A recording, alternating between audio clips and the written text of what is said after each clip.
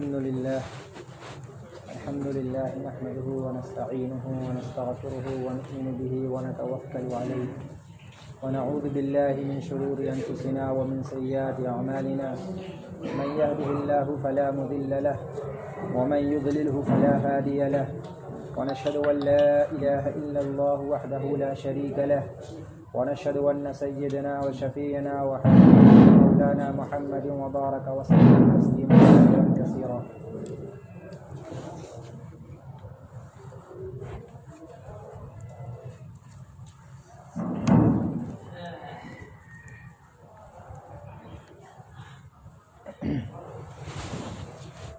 قال تبارك وتعالى في القرآن المجيد والفرقان الحميد: أعوذ بالله من الشيطان الرجيم، بسم الله الرحمن الرحيم. إن الذين قالوا ربنا الله ثم استقاموا تتنزل عليهم الملائكة ألا تخافوا ولا تحزنوا وأبشروا بالجنة التي كنتم توعدون نحن أولياؤكم في الحياة الدنيا وفي الآخرة ولكم فيها ما تشتهي أنفسكم ولكم فيها ما تدعون نزلا من غفور رحيم. صدق الله العظيم. وقال النبي صلى الله عليه وسلم: كلكم راع وكلكم مسؤول عن رعيته، او كما قال عليه الصلاة والسلام. بہرحال محترم بزرگوں اور دوستوں، اللہ جل جلالہ کا بہت بڑا فضل ہے، احسان ہے، کرم ہے کہ آج کے اس دور میں اللہ رب العزت نے ہمیں اور آپ کو نبوت والے محنت کے لیے قبول فرمایا ہے. جہاں پہ دنیا کے اندر میں بہت ساری محنتیں ہو رہی ہیں اور ہر محنت کرنے والے کا دعویٰ یہ ہے کہ وہی اپنی محنت میں حق پر ہے. اسی محنت میں اللہ رب العزت نے جس محنت کے لیے انبیاء علیہ الصلوۃ والسلام کو دنیا کے اندر بھیجا کرتے تھے، اس محنت کو اس زمانے کے اندر میں اللہ نے جاری فرما دیا. شکر کرنے والی باتوں میں خاص بات تو ایک یہ ہے ہمارے اور آپ کے لیے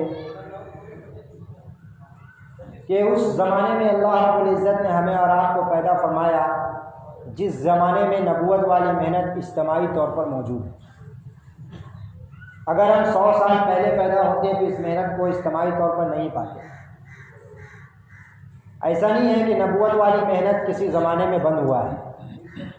اجتماعی طور پر آدم علیہ السلام جو دنیا کے سب سے پہلے انسان ہیں، اللہ نے انسانیت کی شروعات کے ساتھ نبوت کی بھی شروعات کی اور ان کو نبی بنا کر دنیا کے اندر بھیجا.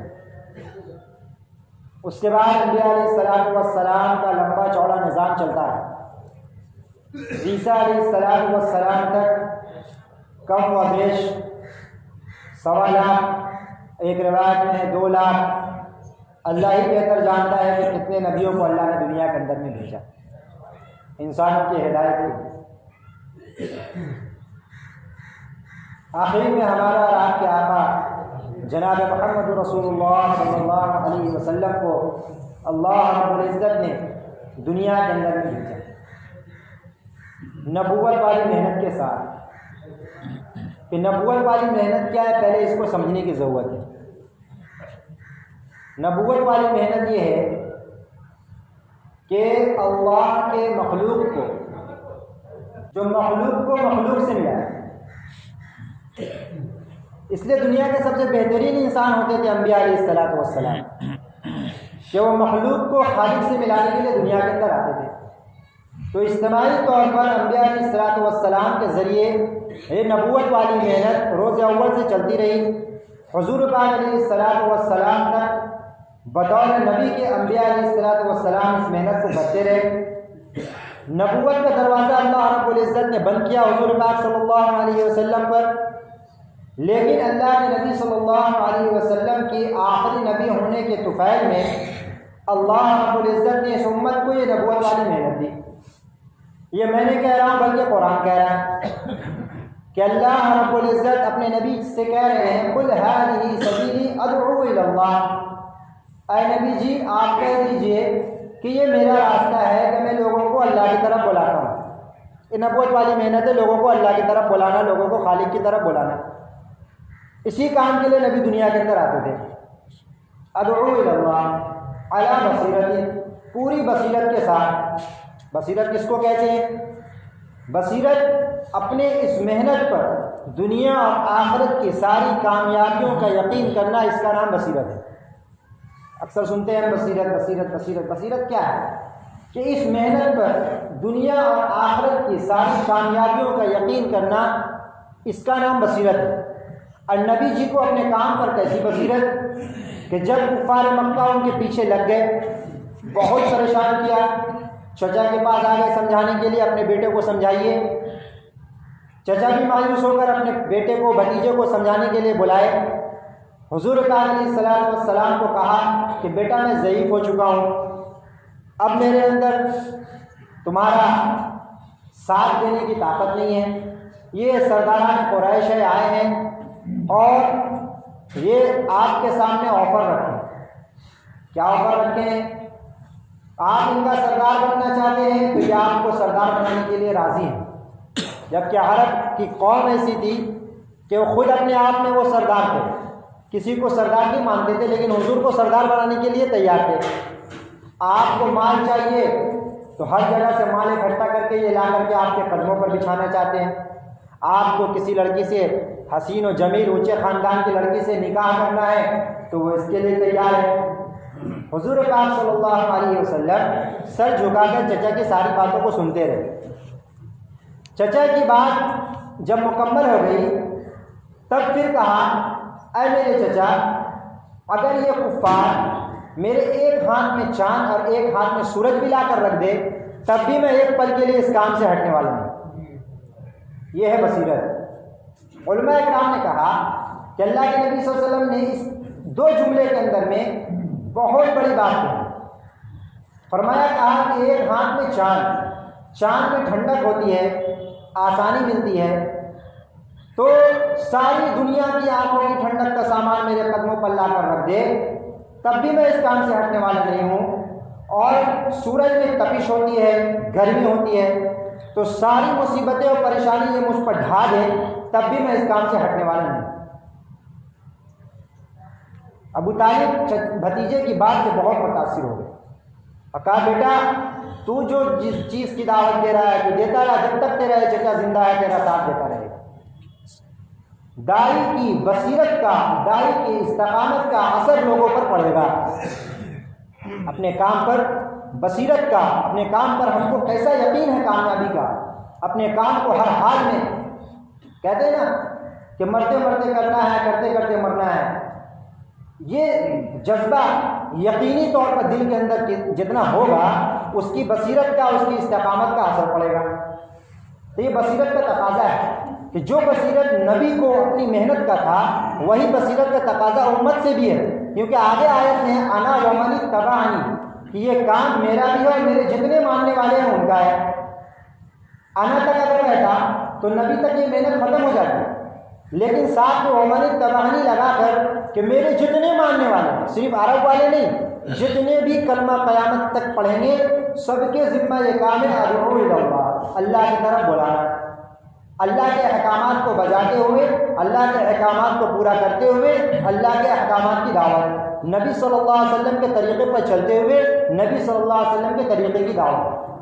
ایک ایک امت کا کام ہے، اللہ نے بتایا. میں نے کہہ رہا یا حضرت الیاس صاحب، حضرت یوسف صاحب، حضرت موسیٰ صاحب نے کہہ رہے، بلکہ یہ اللہ کہہ رہا اپنے نبی جی سے، کہہ رہے نبی جی آپ کہیے ان سے کہ یہ میرا راستہ ہے، میرے بھی اور میرے جتنے ماننے والے ہیں. اس کو اللہ کے نبی صلی اللہ علیہ وسلم نے اپنے صحابہ کو سمجھایا. اور ایک ایک صحابہ اس ذمہ داری کو، اس محنت کو ایسا سمجھے کہ عقبہ بن نافع رضی اللہ عنہ اللہ کے نبی صلی اللہ علیہ وسلم کا پردہ فرمانے کے بعد جہاد کرنے اللہ کے راستے میں نکلے اور اتنے دور چلے گئے کہ سامنے دریا آ گیا اور دریا میں جو ہے اپنا گھوڑا ڈال دیا، گھوڑے کے پیٹھ تک وہ پانی آ گیا. اس کے بعد کہنے لگے، اے اللہ یہاں تک خشکی تھا، یہاں تک میں نے تیرا پیغام پہنچا دیا، اگر مجھے پتہ چلتا کہ اس کے بعد بھی تیری کوئی مخلوق رہتی ہے، تیرے کوئی انسان آباد ہے تو میں وہاں تک بھی جاتا. ایسی ذمہ داری کو سمجھا.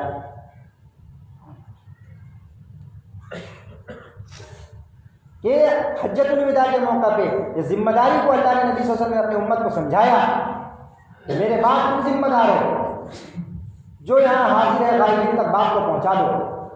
صحابہ اکرام رضی اللہ تعالیٰ عنہم اجمعین اس بات کو ایسا سمجھے کہ صرف 1 سے 100 سال کے اندر میں تو بتایا کہ تقریباً دنیا کے کونے کونے تک اسلام پہنچ گیا، کہ اللہ کے نبی صلی اللہ علیہ وسلم حضرت فاطمہ کو تسلی دے رہے کہ میری بیٹی تو غم کیوں کرتی ہے، پریشان کیوں ہوتی ہے، کیا تجھے اپنے باپ کے اچانک ہلاک ہو جانے کا اندیشہ ہے؟ سن، تیرے باپ کا لایا ہوا دین ہر کچے پکے مکان میں داخل ہوگا، یہاں تک کہ چمڑے سے بنے ہوئے خیمے میں بھی داخل ہو جائے۔ دوسری جگہ ہے کہ جہاں تک سورج کی روشنی پہنچتی ہے وہاں تک پہنچے گا۔ اللہ کے نبی صلی اللہ علیہ وسلم، سوچنے کی بات یہ ہے میرے محترم بزرگوں دوستوں کہ اللہ کے نبی صلی اللہ علیہ وسلم کی زندگی 23 سال، اب پوری زندگی اللہ کے نبی صلی اللہ علیہ وسلم حجاز مقدس سے باہر نہیں نکلے، تو وہاں تک کون اللہ کے نبی کی بات کو پہنچائے گا کہ اللہ کے نبی صلی اللہ علیہ وسلم قیامت تک کے آنے والی امت کو سامنے رکھ کر اپنی بیٹی کو دلاسا دے رہے کہ میرے بعد میری امت اس ذمہ داری کو اوڑھے گی اور اس ذمہ داری کو وہاں تک پہنچائے گی جہاں تک میں کہہ رہا ہوں، جہاں تک میں کہہ رہا ہوں۔ اس لیے حضور پاک علیہ الصلوۃ والسلام کا جب وصال کا وقت آیا، آخر میں اللہ کے نبی صلی اللہ علیہ وسلم نے حضرت اسامہ رضی اللہ عنہ کو ان کے ساتھ بڑے بڑے جید صحابہ اکرام، یہاں تک کہ حضرت عمر رضی اللہ عنہ بھی، حضرت ابو ہریرہ رضی اللہ، بڑے بڑے صحابہ کو ان کے ساتھ جوڑا۔ روم کی طرف روایتوں میں آتا ہے کہ اپنے کپاتے ہوئے ہاتھوں سے ان کے قافلے کا جھنڈا اللہ کے نبی نے باندھا اور طبیعت بگڑ گئی۔ یہ لوگ مدینہ کے باہر جا کر ٹھہر گئے کہ حضور صلی اللہ علیہ وسلم کی طبیعت کچھ ٹھیک ہو جائے تو پھر یہ جماعت کچھ کرے گی، اور جھنڈے کو حضور صلی اللہ علیہ وسلم کے دروازے کے سامنے میں گاڑ دیا۔ 2 سے 3 دن گزرا، حضور صلی اللہ علیہ وسلم کی طبیعت کچھ ٹھیک ہو گئی۔ انہوں نے اعلان کر دیا کہ جو بھی قافلے میں جانے والا ہے سب تیار ہو گئے، سب تیاری میں لگ کے نکلنے والے تھے، زوال کا وقت ہو گیا تو ایک قاصد آیا، اسامہ رضی اللہ کے والدہ ام ایمن رضی اللہ عنہ کا قاصد حضرت اسامہ کے پاس آیا کہ ٹھہر جائیے، حضور کی طبیعت بہت بگڑ گئی۔ جب وہاں پہنچے تو پتہ چلا کہ حضور دنیا سے رخصت ہو گئے۔ بہت بڑا غم کا پہاڑ صحابہ اکرام رضی اللہ تعالیٰ عنہم اجمعین کے لیے، حضور کا دنیا سے پردہ فرمانا اس سے بڑا صدمہ، اس سے بڑا غم اور کچھ نہیں تھا، کیونکہ صحابہ کو حضور سے زیادہ محبت کسی سے نہیں۔ میرا تو قریبی دنیا سے رخصت ہو جائے میرے دل میں تکلیف ہوتی ہے، اور صحابہ اکرام کو حضور سے زیادہ محبت کسی کو نہیں۔ ایک صحابی بے چین ہو کر حضور کی خدمت میں آئے اور حضور کو دیکھا، ٹھنڈی سانس لی، کہ اللہ کے نبی میں گھر میں تھا، آپ کا یاد آ گیا، دل بے چین ہو گیا، تڑپ گیا، میں نے آپ کو دیدار کر لیا، اب دل کو سکون ملا۔ لیکن ایک بات مجھے کھٹکتی ہے کہ حضور آپ تو نبی ہیں، آپ کو کل قیامت میں نبوت کے درجے میں چلے جائیں گے، جنت میں بہت اوپر، جنت میں آپ کو نہیں دیکھ سکیں گے تو پھر جنت کا مزہ کیا رہے گا؟ اس سے پہلے کہ حضور پاک علیہ الصلوۃ والسلام کچھ فرماتے، قرآن پاک کی آیت اتر گئی کہ نبی جی آپ ان سے کہیے والذین اتبعوہم بإحسان، کہ جو ان کا اتباع کرے گا اور اللہ کے نبی صلی اللہ علیہ وسلم کے مشن کو لے کر جو چلے گا، کل قیامت میں اللہ پاک ان کو ان کے ساتھ کر دیں گے، ان کے ساتھ کر دیں گے۔ قرآن پاک کی حضرات صحابہ اکرام فرماتے ہیں، قرآن پاک کی اس آیت جس میں یہ کہا گیا کہ آپ کو ان کے ساتھ کر دیا جائے گا، صحابہ کو اس آیت کو اترنے پر جتنی خوشی ہوئی، پورا قرآن کے نازل ہونے پر اتنی خوشی محسوس نہیں ہوئی کہ حضور کے ساتھ رہیں۔ تو کیسی محبت، کیسی محبت کہ حضور کی محبت تو انسان کو انسان کہ بتائیں کہ جس پہ ٹیک لگا کر کے حضور صاحب خطبہ دیتے تھے ممبر بننے سے پہلے مسجد نبوی میں، اس کو بھی محبت تھی۔ آگے بڑھ گئے، اس ستون سے آگے بڑھ گئے تو کسی کی چیخنے کی آواز، جسے حاملہ اٹھتی جسے چیختی ہے، آواز سننے کو ملا۔ حضور پھر پیچھے آئے، اس کو اس تختی کو سہلایا، کہا کہ یہ میری جدائی میں ہوگا۔ آج تک اس سے ٹیک لگاتے تھے، ممبر بن گیا، ممبر پہ جا رہے ہیں، پھر اس کو انسانوں کی طرح دفنا دیا گیا۔ تو صحابہ اکرام رضی اللہ تعالیٰ عنہم کو حضور سے ایسی محبت تھی تو پردہ فرمانا ہو ان کا دنیا سے رخصت ہو جانا کیسا غم کا پہاڑ ان پر ٹوٹا ہو۔ عثمان رضی اللہ ایسے ہو گئے جیسے کچھ سن ہی نہیں رہے، ساکت بالکل۔ ایک صحابی گزرے سلام کیا، سنے نہیں، وہ جا کر شکایت کرنے لگے، لگتا ہے عثمان رضی اللہ بھی ناراض ہے۔ بعد میں جب ان سے پوچھا کہ میں نے تو سنا ہی نہیں کہ تم سلام کیے۔ عمر رضی اللہ تلوار لے کر نکل گئے، جو کہے گا کہ حضور صلی اللہ علیہ وسلم دنیا سے رخصت اس کو قتل کر دیں گے۔ حضور تو حضرت موسیٰ علیہ السلام کی طرح اپنے اللہ سے ملاقات کرنے کے لیے گئے۔ عمر رضی اللہ جیسے اتنے مضبوط جانباز آدمی، ایک ابو بکر رضی اللہ عنہ تھے جو اس وقت کھڑے ہوئے اور کھڑے ہو کر خطبہ پڑھا۔ خطبہ پڑھنے کے بعد قرآن پاک کی آیت پڑھی، وما محمد الا رسول، کہ محمد صلی اللہ علیہ وسلم اللہ کے رسول ہی تو ہے، اس سے پہلے بھی رسول آئے اور چلے گئے، کیا ان کے جانے کے بعد تم پھر جاؤ گے؟ تو سن لو، جو پھرے گا وہ اپنا ہی نقصان کرے گا۔ حضرت عمر رضی اللہ عنہ نے جب اس آیت کو سنا تو وہ سناٹے میں آ گئے۔ روایتوں میں آتا ہے کہ ایسا لگا جیسے یہ آج ہی اترا ہے۔ اس سے ایک بات سمجھ میں آتی ہے، جو اپنے ذمہ دار کے جتنا قریب ہوگا وہی اپنے ذمہ دار کے منشا کو بھی پہچانے گا۔ حضرت ابو بکر رضی اللہ عنہ سفر و حضر میں ہر جگہ حضور کے ساتھ تھے، تو قرآن پاک کے ایک ایک آیات کو اور مفہوم کو اتنا ہی زیادہ سمجھنے والے ہیں۔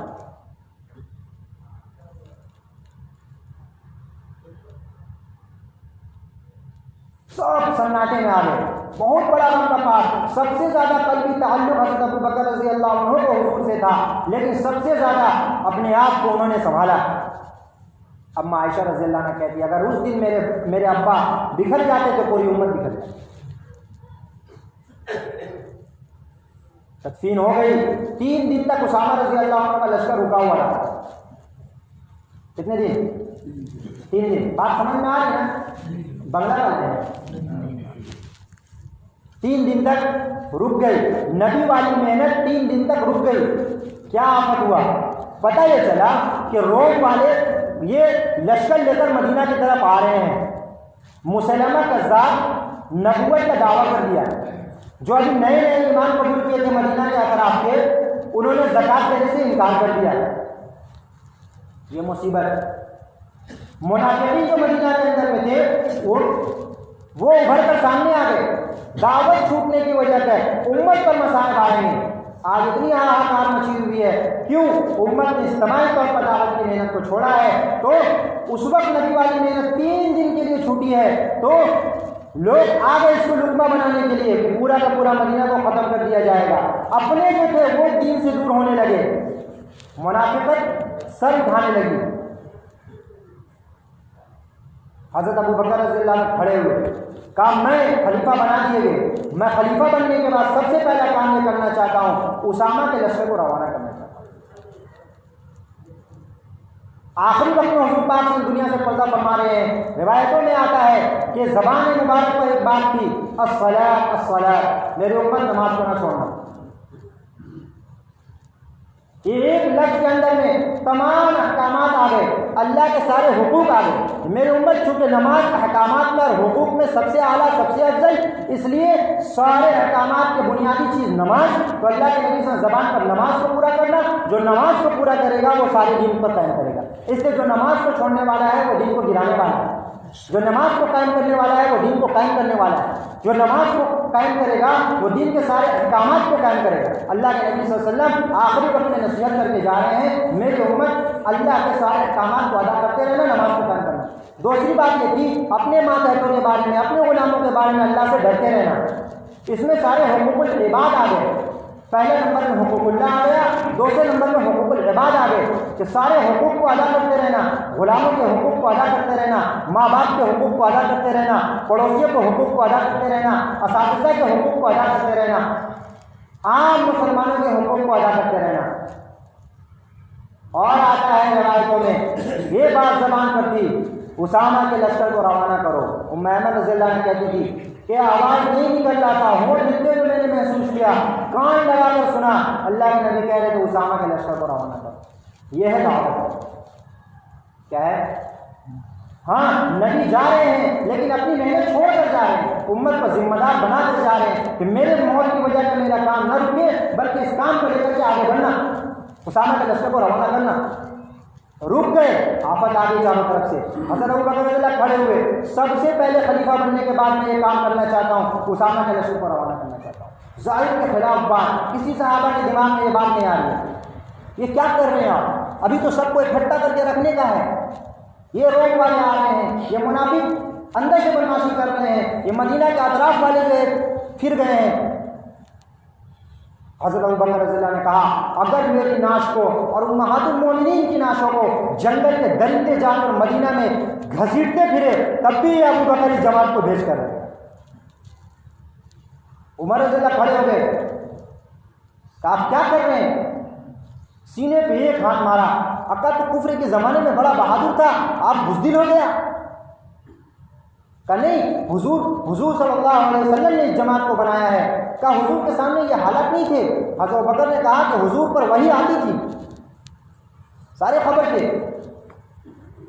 میں تو بھیجوں گا، اور جتنے لوگ حضور کے زمانے میں ان کے ساتھ جانے والے تھے انصار مہاجرین سب کو بھیجوں گا۔ سب نکلے، سب کو تیار کیا، جلدی سے تیار ہو، نکلو اللہ کے راستے میں سب کے سب۔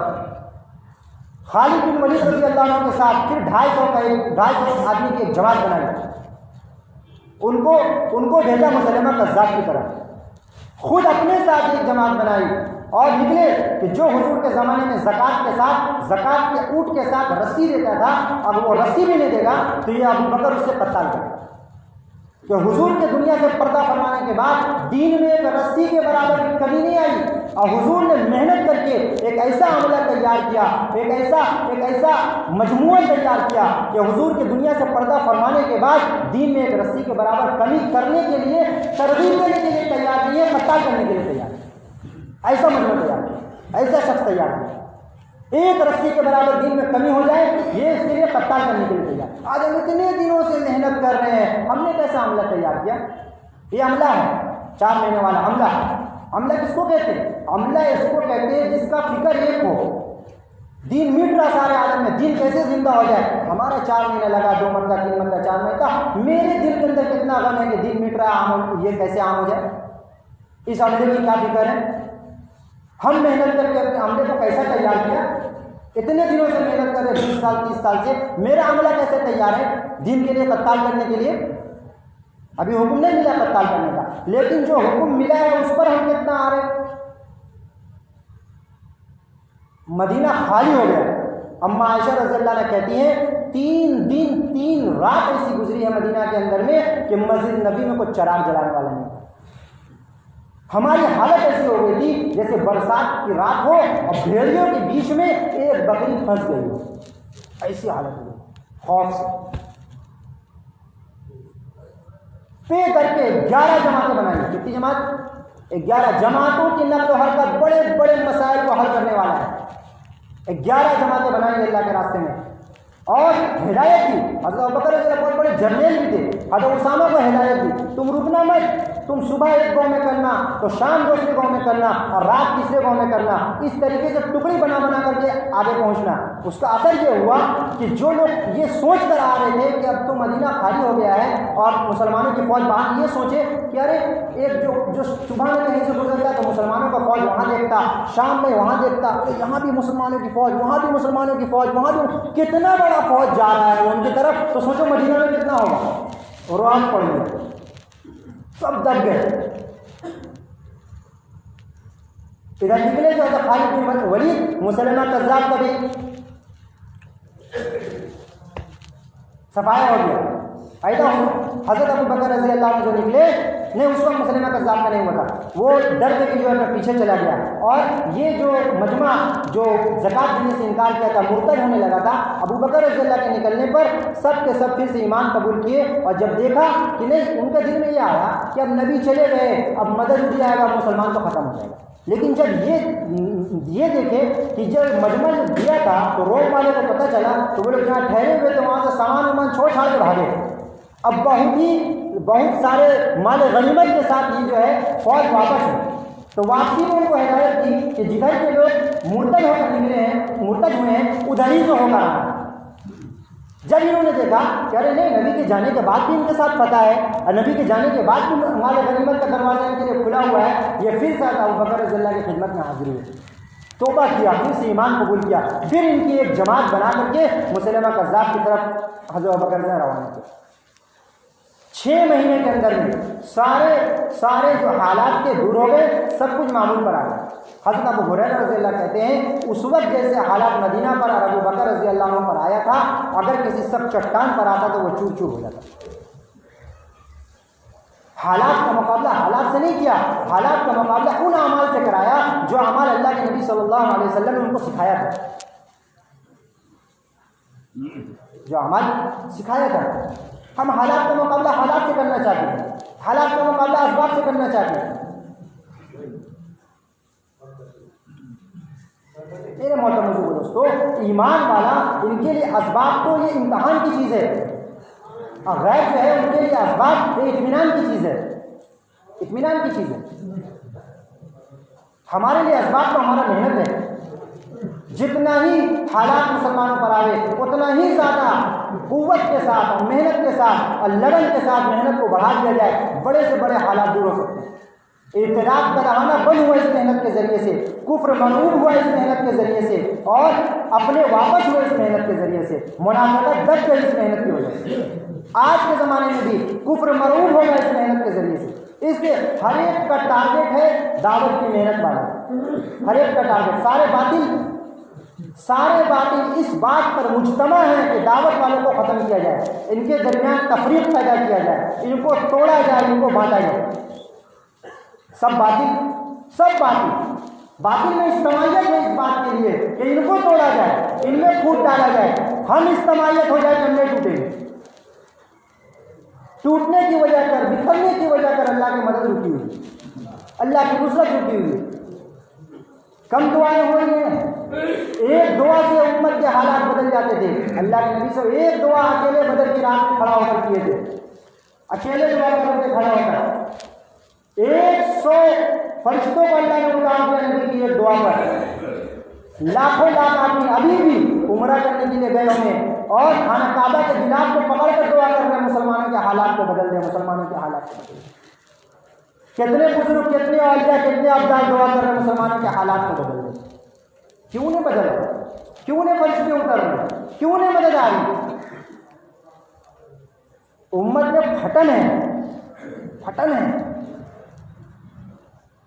حضور پاک صلی اللہ علیہ وسلم سے لے کر جو جنگ صفین ہوا، حضرت علی اور حضرت امیر معاویہ رضی اللہ عنہ کے زمانے میں، اس وقت تک جتنے بھی صحابہ اکرام اور جتنے بھی لوگ اللہ کے راستے میں شہید ہوئے، روایتوں میں آتا ہے غالباً اللہ کبھی بیشی معاف کرے 20 سے 30 ہزار صحابہ کل ایک جنگ صفین کے اندر میں 50,000 لوگ شہید ہوئے، 30,000 امیر معاویہ کے، 20,000 علی کے۔ کیا ہوا کہ یہ پھٹن تھی، آپس میں مسلمانوں کے درمیان کی اجتماعیت ٹوٹ گئی تھی، اللہ کی مدد ختم ہو گئی، ایک جنگ میں 50,000 لوگ شہید ہو گئے۔ یہاں حضور کے زمانے سے لے کے اس وقت تک اتنی تعداد شہید ہوئی۔ امت بکھری ہوئی ہے، ٹوٹی ہوئی ہے، اجتماعیت ختم ہے، اور مدد نگاہیں اوپر ہے، اتر جائے۔ ہمارے حضرت یہ بات بار بار کہہ رہے ہیں کہ حالات کے بدلنے کا تعلق وہ حکام سے نہیں ہے، حالات کے بدلنے کا تعلق احکام سے ہے۔ حکام کس کو کہتے ہیں؟ حکام نہیں، حکومت وقت سب کی نگاہ ادھر ہے، جبکہ کہہ رہے ہیں اس سے کوئی تعلق نہیں ہے۔ کس سے تعلق ہے؟ احکامات سے۔ یہ امت، یہ مسلمان، یہ اللہ کے اور اللہ کے نبی صلی اللہ علیہ وسلم کے ایک ایک طریقے پر 100% آ جائے، اللہ حالات بدل دے گا، اللہ حالات بدل دے گا۔ حالات کے آنے پر بتا آج کوئی یہ نہیں سوچ رہا کہ میرے بدعملی کی وجہ سے یہ حالات آیا ہوا ہے، میرے بدعملی کی وجہ سے یہ حالات آیا ہوا ہے۔ توبہ کی توفیق نہیں مل رہی، مسجدوں کی طرف نہیں آیا جا رہا، حالات سے مقابلہ، اور حالات کے معاملے میں، اسباب کے معاملے میں مسلمان کمزور ہے، اور باطل مضبوط ہے، ان کے پاس زیادہ اسباب ہے، تو ظاہر سی بات ہے جو مضبوط ہوگا، جو طاقتور ہوگا، وہ اوپر ہوگا، وہ غالب ہے۔ یہ اگر اپنے اسباب کے معاملے میں اسباب کو چھوڑ کر اللہ کی طرف متوجہ ہو جائے تو اللہ سب سے بڑا طاقتور ہے، سارے خزانے اس کے پاس ہے، سارے اسباب اس کے پاس ہے۔ جب یہ اللہ سے اپنا تعلق پیدا کرے گا تو یہ اوپر ہو جائے گا، سب سے زیادہ طاقتور ہو جائے گا، اور اللہ پاک ان کو، جن کے پاس دنیاوی اسباب ہے، ان کو نیچے لائے۔ انتم الاعلون ان کنتم مومنین، یہ صحابہ کے لیے نہیں تھا صرف کہ تم غالب رہو گے اگر تم مومن بن گئے، مومن بننے کی، مال و اسباب کو اکٹھا کر لینے کی، اور ہتھیار کو اکٹھا کر لینے کی، اور بھیڑ جمع کر لینے سے نہیں کچھ ہوگا۔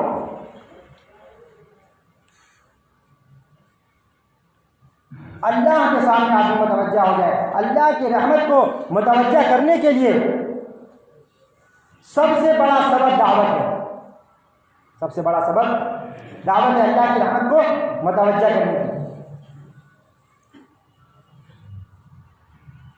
دعوت کا مقابلہ دعوت سے ہی، آج باقی کی دعوت سب طرف چل رہی ہے، ہم دعوت کا مقابلہ عبادت سے کرنا چاہتے ہیں، نہیں ہو سکتا، دعوت کا مقابلہ دعوت سے کرنا پڑے گا۔ دعوت کا مقابلہ کس سے؟ دعوت سے۔ باطل کی دعوت، ایسی باطل کی دعوت چل رہی ہے کہ گھر گھر میں باطل کی دعوت چل رہی ہے۔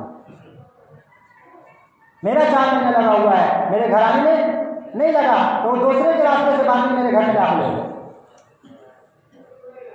بچوں کے راستے سے، بیوی کے راستے سے، بھائی کے راستے سے۔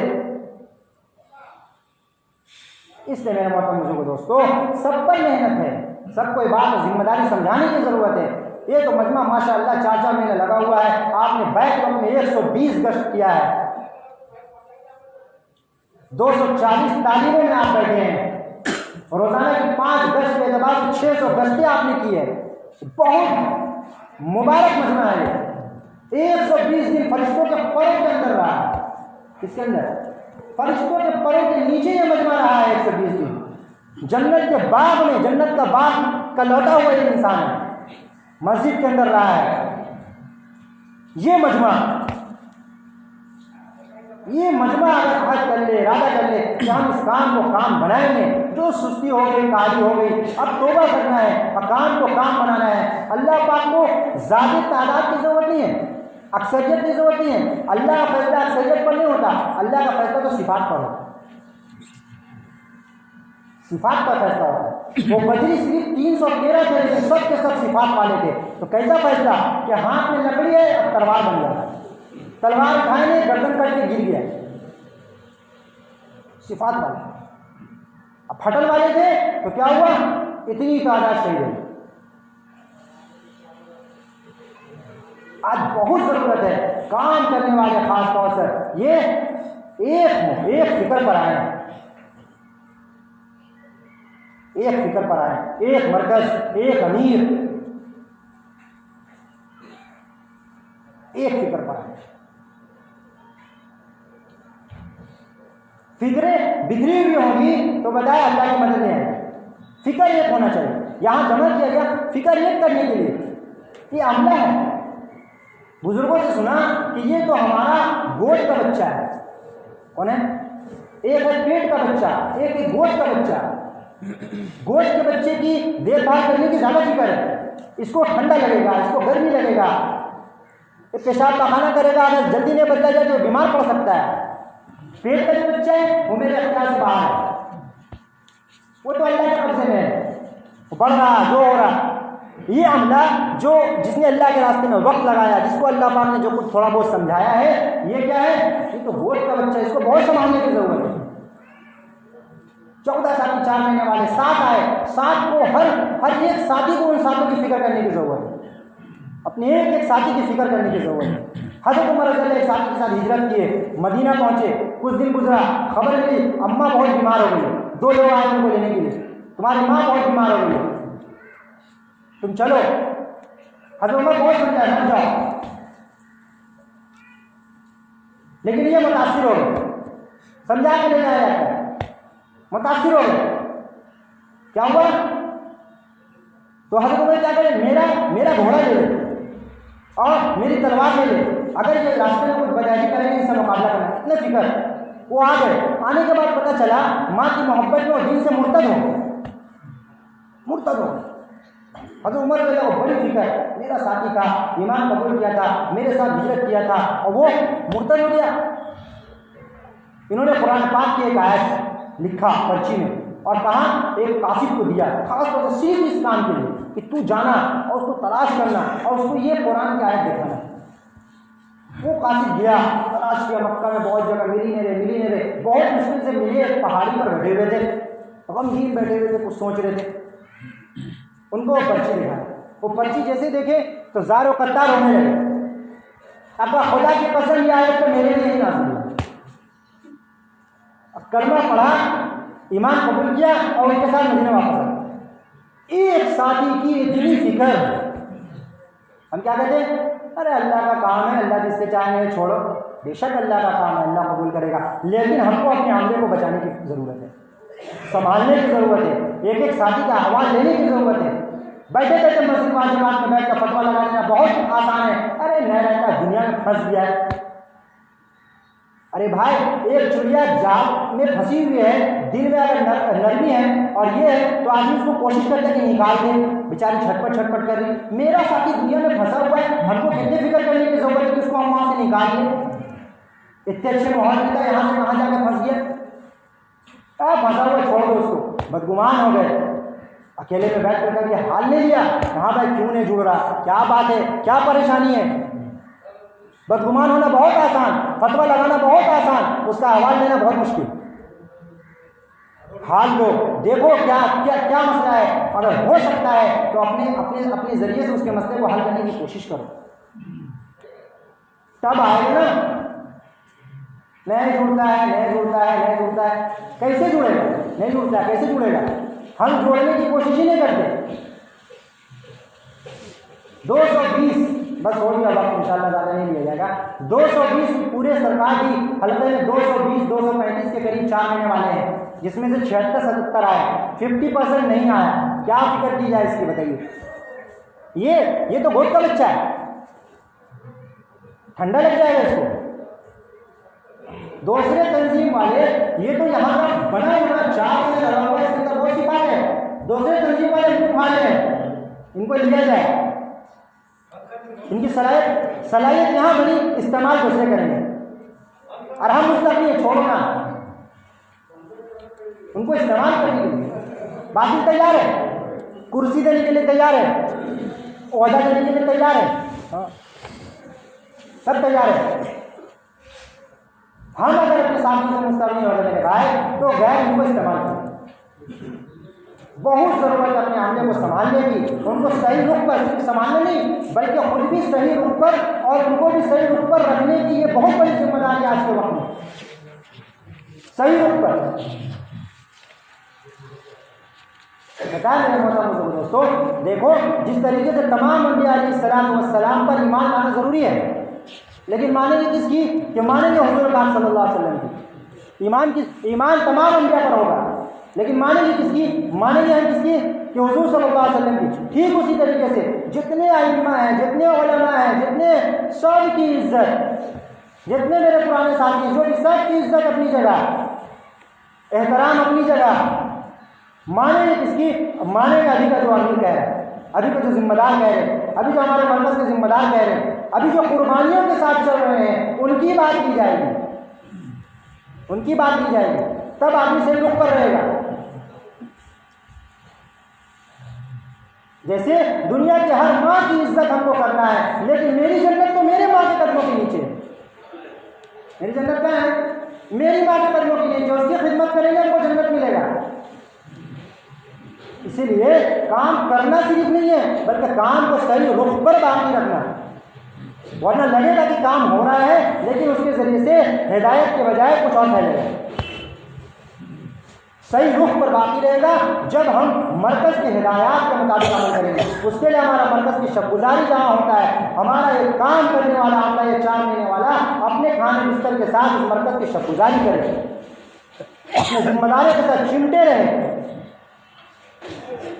دل چاہے نہ چاہے ان کی باتوں کو، کیونکہ حدیث ہے جس کا مفہوم ہے اگر تم پر ناک کان کٹا ہوا کالا حبشی غلام بھی امیر بنا دیا جائے تو تم اس کی سنو اور مانو،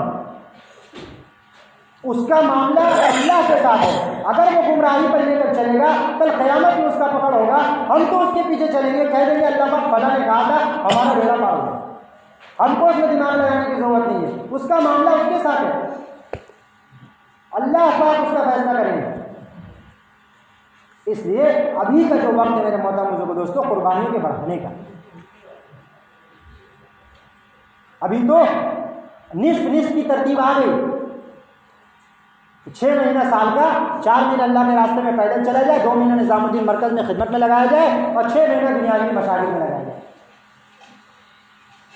روزانہ کے اعتبار سے 12 گھنٹہ مسجد کو دیا جائے اور 12 گھنٹہ اپنے ضرورت میں دیا جائے۔ صحابہ کرام عام صحابہ کی یہ ترتیب تھی کہ ایک دن صبح میں مسجد کو دیتے تھے اور رات گھر میں دیتے تھے، دوسرے دن رات مسجد میں دیتے تھے اور دن ضرورت میں دیتے تھے۔ عام صحابہ کی ترتیب تھی، مسجد کو آباد